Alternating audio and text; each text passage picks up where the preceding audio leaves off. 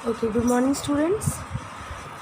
This is your business studies book, और now we consider part second या फिर importance के बाद जो हमारा मेन एलिमेंट्स आता है, एलिमेंट्स ऑफ डायरेक्टिंग, इसको हम पार्ट 2 में ले रहे हैं, यानी कि डायरेक्टिंग का ये पार्ट 2 है। तो अभी तक जो हमने पढ़ा था आखिर डायरेक्शन होता क्या है, डायरेक्टिंग होती क्या है, तो हमने डायरेक्टिंग के बारे में पढ़ा था कि टू इंस्ट्रक्ट, यानी किसी को इंस्ट्रक्शन देना कि how to complete your work properly और विदाउट डिले और टू अचीव योर गोल। तो आप एक तरह से उनको इंस्ट्रक्ट करते हो कि आप कैसे ये काम कर सकते हो। अब यहाँ पर हमने अभी तक पढ़ा फीचर्स क्या क्या होते हैं। गोल ओरिएंटेड होता है, इनिशिएट करता है एक्शन, कंटिन्यूस प्रोसेस होता है, परसुएसिव है। वही चीज़ हमने पढ़ी इंपॉर्टेंस के बारे में कि इंपॉर्टेंस आपको बताता है कि ग्रुप एक्टिविटी को कराने पे सिखाता है कि किस तरह से ग्रुप एक्टिविटी की जाती है, किसी काम को कैसे करना चाहिए, क्या क्या चेंजेस हैं जिनको फैसिलिटेट करता है वो, और क्या क्या मीन्स ऑफ मोटिवेशंस हैं जो वो लेता है जिसकी वजह से लोग उनकी बातों को फॉलो करते हैं। ऐसे करके हमने इंपॉर्टेंस बहुत सारे पढ़े। अब हम पढ़ेंगे एलिमेंट्स ऑफ डायरेक्टिंग, जिसमें कि हम इस वीडियो में 2 ही लेंगे। 4 हैं इसमें, सुपरविजन, मोटिवेशन, लीडरशिप, कम्युनिकेशन। तो हम 2-2 करके लेंगे जिससे कि आपको कोई भी दिक्कत ना हो समझने में। तो आज हम लेंगे सुपरविजन एंड मोटिवेशन। तो एलिमेंट वैसे तो 4 तरह के हैं, supervision, leadership, motivation and communication, but in this video I am only considering supervision and motivation. ठीक है, तो अब सुपरविजन किसे कहते हैं, छोटी सी बात समझ लो। सुपरविजन, सुपर यानी कि अच्छा, सुपर सुपर से भी ऊपर यानी कि सबसे अच्छा, और विजन यानी कि आप क्या देख रहे हो, यानी कि व्हाट यू आर सीइंग, अभी आपको क्या दिख रहा है। तो सुपरविजन यानी कि किसी को अच्छी तरह से देखना। जैसे मैंने किसी को सुपरवाइज़ किया तो उसको यानी कि मैंने अच्छी तरह से देखा है और उसको अब गाइड कर रही हूँ, दैट इज़ सुपरवाइज। ओके, तो सुपरविजन यानी कि किसी को अच्छी तरह से आप देखते रहो। तो सुपरविजन करना भी एक क्वालिटी है, एक टैक्टिक है कि आप कैसे किसी को नोटिस करते हो, किस तरह से काम को नोटिस करते हो। यहाँ पर आता है supervision means overseeing employees at work. It is the function of keeping a watch on the working and performance of the employees. यानी कि किसी भी कोई भी इंसान है जो कि किसी को नोटिस कर रहा है तो उसे कहते हैं सुपरविजन करना। और वो सुपरविजन इसलिए करता है कि उस पर वॉच रख सके कि जो वो काम कर रहा है, जो परफॉर्मेंस वो दे रहा है, वो उसकी अप टू मार्क है कि नहीं। अब यहाँ पर देखिए लिखा हुआ है the terms supervision can understood in 2 ways। तो 2 ways क्या क्या है, as element of directing, as a function perform by supervisor. Supervision हम इसीलिए करते हैं जिससे हम किसी को डायरेक्ट कर सके। तो how to complete your work, how to complete their goal. तो किसी से हमको अगर काम निकालना है, अपना गोल अचीव करना है, तो हमको ये चीज़ ज़रूर ध्यान देनी पड़ेगी कि हम उनको किस तरह से सुपरवाइज कर रहे हैं। फिर as a function perform by supervisor, यानी कि सुपरवाइज़र किस तरह का फंक्शन परफॉर्म कर रहा है। परफॉर्मेंस यानी कि आप इमीडिएट एक्शन ले रहे हो, आप लेजीनेस से एक्शन ले रहे हो, आप डीले कर रहे हो, आप किसी टच में आए बिना आप सुपरवाइज़ करें, यानी किसी और से सुपरविजन करा रहे हो।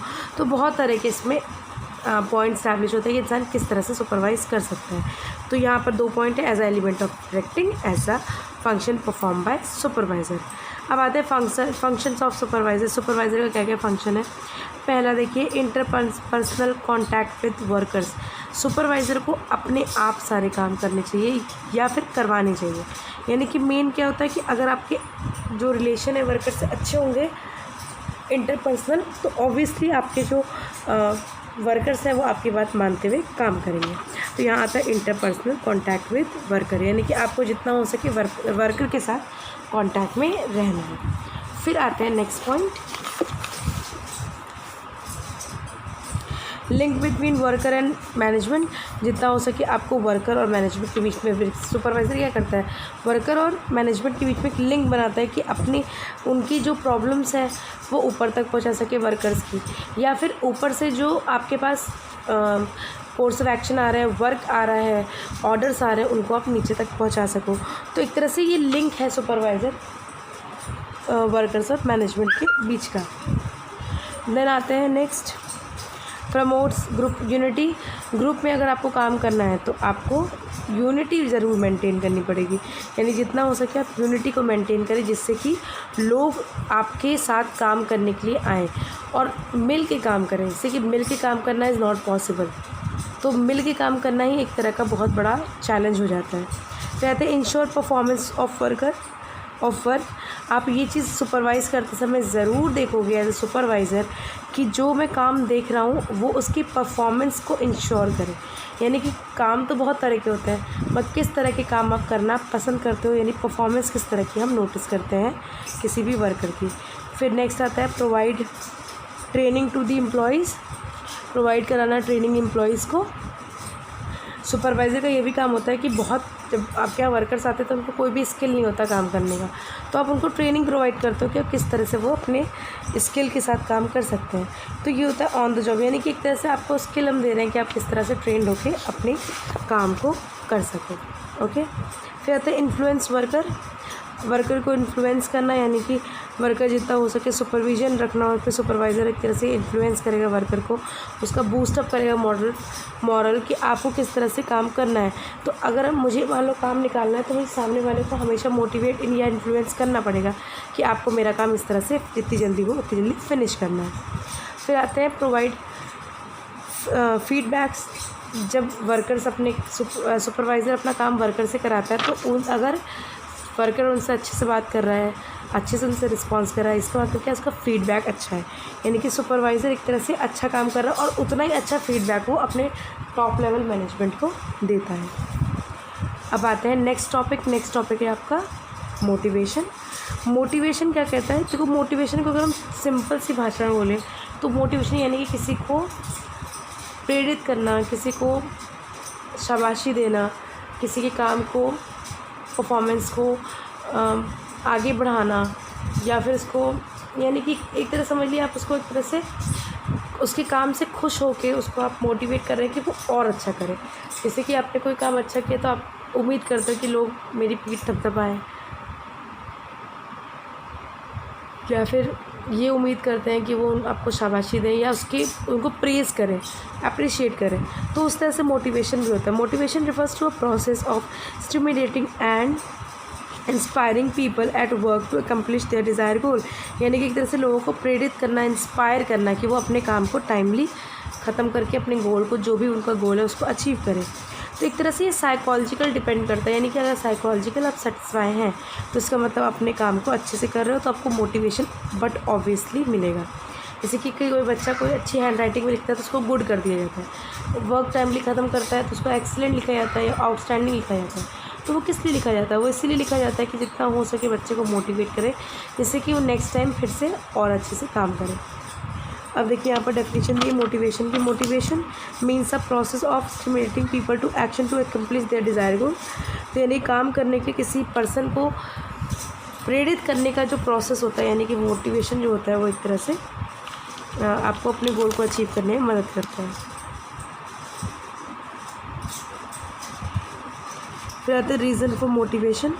अब रीज़न क्या क्या होता है जैसे मोटिवेशन से कि what make people to do work, यानी काम कराने के लिए आपको एक रीज़न मिलता है कि आप मोटिवेट करोगे तो इंसान काम कर सकता है। What make people to behave the way they do.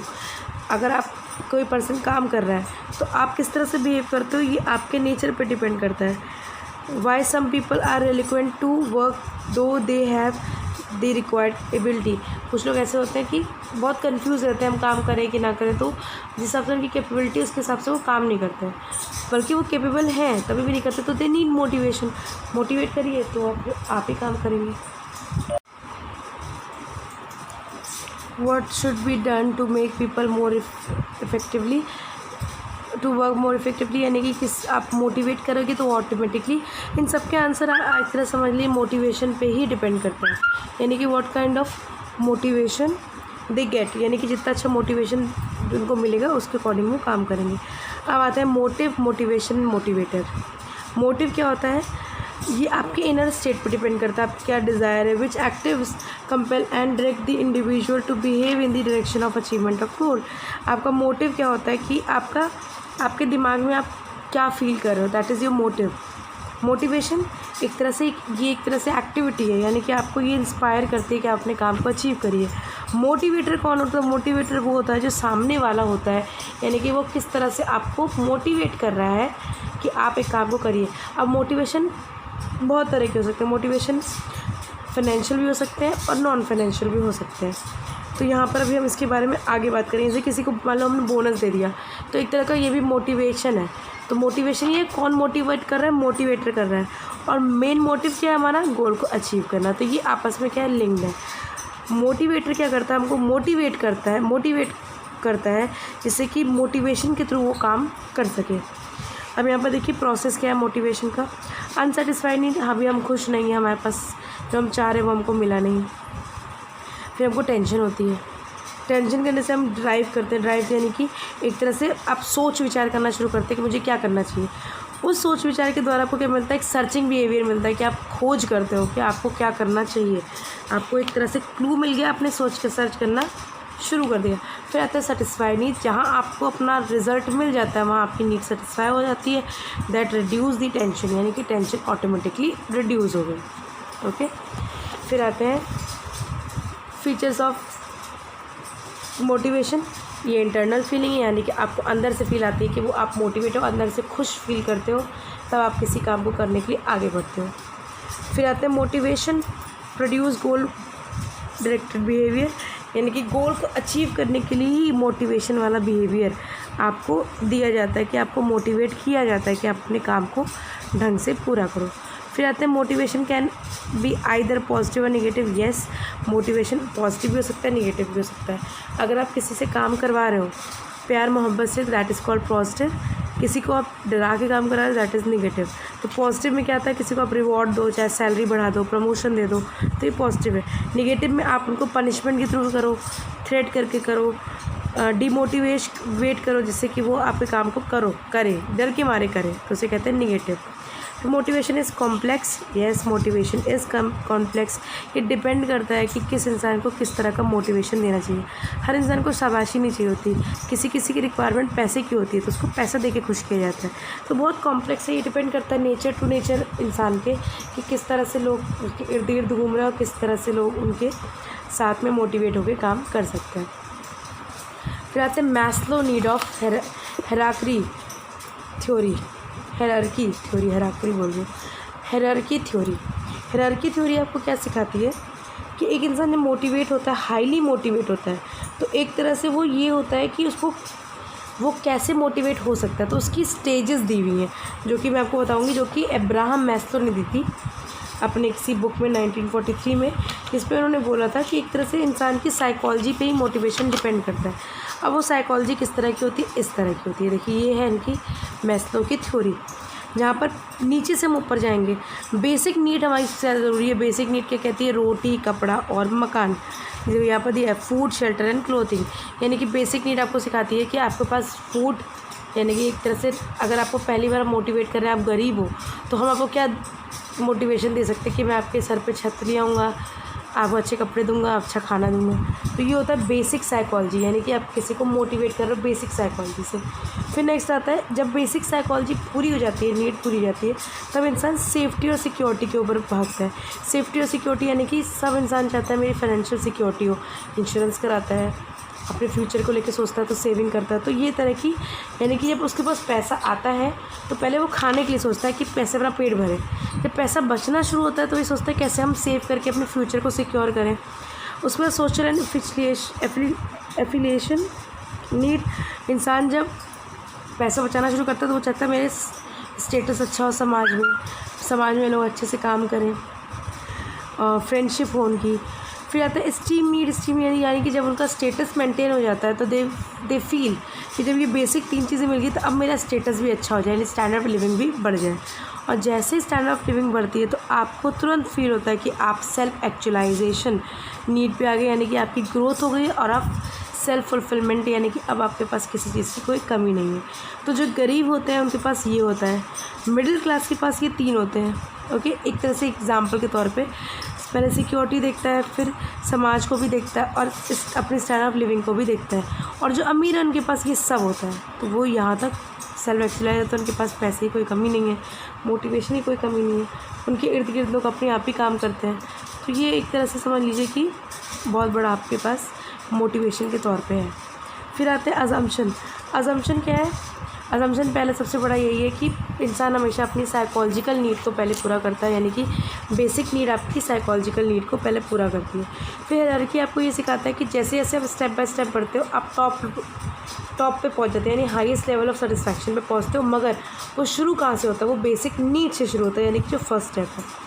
फिर जब आप पूरी तरह से फुलफिलमेंट और सेटिस्फाई हो जाते हो तो आप क्या है, आपके पास मोटिवेशन फैक्टर की ज़रूरत नहीं होती है, आप सेल्फ एक्चुअलाइज हो जाते हो, यानी कि आपका ग्रोथ और डेवलपमेंट अच्छा हो जाता है।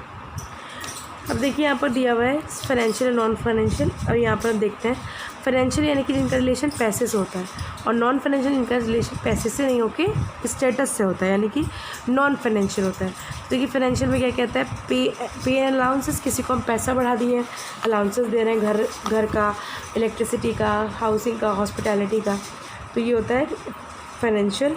प्रोडक्टिव लिंक वेजेस, यानी कि जितना आप काम करोगे उतना अच्छा आपको वेजेस मिलेगा। बोनस, शादी में किसी की शादी है, दिवाली है, होली है, इन सब पे बोनस मिलता है। प्रॉफिट शेयरिंग, प्रॉफिट का हिस्सा दे देना उन लोग को। को पार्टनरशिप, यानी कि अपने पार्टनरशिप में बुला लेना। रिटायरमेंट बेनिफिट, फ्यूचर के बाद रिटायरमेंट का आपको बेनिफिट देना, यानी रिटायरमेंट में पेंशन प्लान देना। फिर आता है परक्यूसाइड, किसी को घर रहने के लिए दे देना, अकोमोडेशन दे देना। तो ये आता है फाइनेंशियल, यानी कि जिस तरह से पैसे का लिंक है इनका। अब बिना पैसे के लिंक वाले क्या है, किसी का स्टेटस, यानी किसी को प्रमोट कर देना विदाउट पेइंग एक्स्ट्रा मनी, उनको सिर्फ प्रमोशन यानी कि एक तरह से पोजीशन बढ़ा देना। अच्छा ऑर्गेनाइजेशनल क्लाइमेट देना, साफ़ सफाई देना, करियर में अच्छी अपॉर्चुनिटी प्रोवाइड करना, जॉब उसकी अच्छी कर देना, पेमेंट नहीं बढ़ाना मगर जॉब अच्छी कर देना। एम्प्लॉयमेंट रिकॉग्निशन प्रोग्राम, यानी कि किसी को ट्रेनिंग देना किसी भी तरह की without any payment. Job security, job से हम आपको निकालेंगे नहीं, ये सिक्योरिटी देते हैं हम आपको।